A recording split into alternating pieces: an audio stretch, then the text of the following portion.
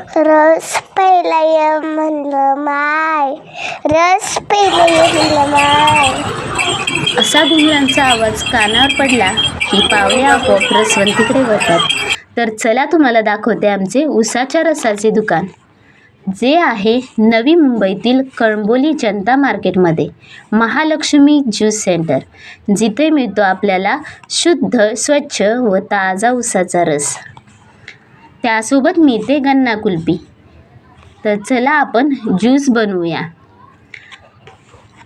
ग्राहक आमच्या या अत्याधुनिक स्टेनलेस स्टील मशीनद्वारे सालेला ऊस टाकून रस काढला जातो.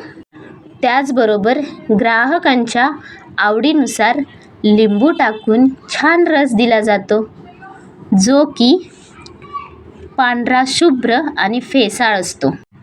ऊस आम्ही साळून घेतलेला असल्यामुळे रसामध्ये कचरा जात नाही. त्यामुळे रस हा घट्ट, पांढरा शुभ्र आणि फेसाळ असतो. तोही वेगवेगळ्या 3 गाळणीने आम्ही गाळून देत असतो. ऊसाच्या रसामध्ये लोह, कॅल्शियम भरपूर प्रमाणात असतात.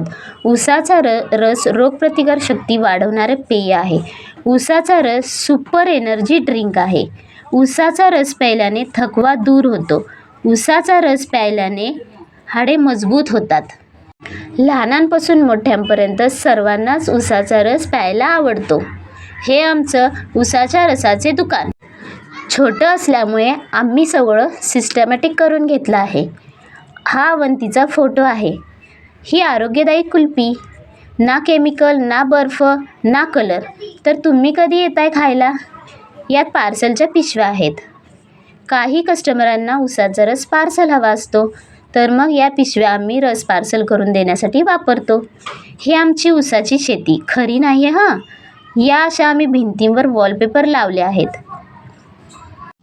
असे सगळे लहानांपासून मोठ्यांपर्यंत ऊसाच्या रसाचा आनंद ग्राहक आमच्या दुकानात घेत असतो. ग्राहकांचा आनंद हाच आमचा आनंद. रस पिल्यानंतर ग्लास कुठे धुवायचे असा प्रश्न तुम्हाला पडला असेल आता. नो टेन्शन, सोल्युशन आहे. ते म्हणजे ही आमची ग्लास वॉशर मशीन. ग्राहकांनी पिल्यानंतर ते ग्लास आम्ही या मशीनमध्ये धुतो. ही मशीन एका टायमिंगला 9 ग्लास वॉश करून देते. ग्लास वॉश झाल्यानंतर आता ते ठेवायचे कुठे? तर नो टेन्शन, हे ग्लास आम्ही इथे वर रॅकमध्ये लावून ठेवतो. ही मशीन अत्यंत सोपी आणि एकदम सुविधाबल वापरायला आहे. छोटे ग्लास, मोठे ग्लास हे असे आम्ही रेडी करून ठेवलेले असतात. हा आमचा छोटा लाडका कस्टमर. तो 1-2 दिवसांनी आमच्याकडे रस प्यायला येणारच. आमच्या या छोट्या कस्टमरला स्ट्रॉ लागतोच, मसाला लागतोच आणि हो, थंडही लागतो. जिथे त्याला कळलं होतं की मी व्हिडिओ बनवते, त्यामुळे तो माझ्याकडे बघत होता. हा फ्रीज आहे. यात आम्ही बर्फ तयार करतो. स्वच्छ पाण्यापासून आम्ही बर्फ बनवतो. तयार झालेला बर्फाचा बारीक चुरा करून, एकदम बारीक चुरा करून तो आम्ही पिशव्यांमध्ये भरून ठेवतो, जेणेकरून गर्दीच्या टायमिंगला आम्हाला पटकन घेता याव्यात म्हणून. असं केल्यामुळे काय होतं, गर्दीच्या टायमिंगला पटकन पिशवी फोडून छोट्या बॉक्समध्ये बर्फ ठेवता येतो. ही अशी सगळी तयारी करून आम्ही आधीच ठेवतो. अशा आम्ही बर्फाच्या पिशव्या 6-7 रेडी करूनच ठेवतो सकाळीच.